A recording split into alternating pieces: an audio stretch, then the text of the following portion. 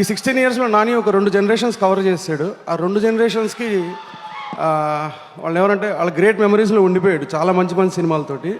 నేను రీసెంట్గా నానిని ఒక 2 వీక్స్ బ్యాక్ కలిసానండి. అప్పుడు ఫస్ట్ టైం నాని ఎంత సీరియస్ పర్సనో నాకు అప్పుడే అర్థమైంది. తను మాట చెప్పాడు, కోవిడ్ టైంలో అంట మనందరం వేరే వేరే రీజన్స్కి భయపడుతున్నాం.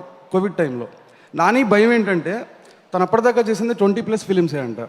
అయ్యి బాబోయ్ ఏంటి ఇలా ఉంది సిచ్యువేషన్, ఇప్పుడు ఏమైనా నవ్వుతే 20 సినిమాలైనా నా ఉండేది, ఇంకేం మెమరీస్ లేవా, అందుకని చాలా మంచి సినిమాలు చేయాలి, చాలా ఫాస్ట్గా సినిమాలు చేయాలి, క్వాలిటీ సినిమాలు చేయాలి, జనాల మెమరీలో ఉండే సినిమా చేయాలని చెప్పి తను మొదలుపెట్టాడు జర్నీ.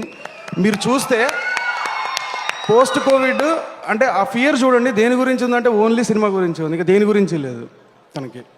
ఆ భయమే తను ఇక్కడ దాకా తీసుకొచ్చింది, ఇంకా చాలా దూరం తీసుకెళ్తుంది, చాలా ఎత్తుకు తీసుకెళ్తుంది.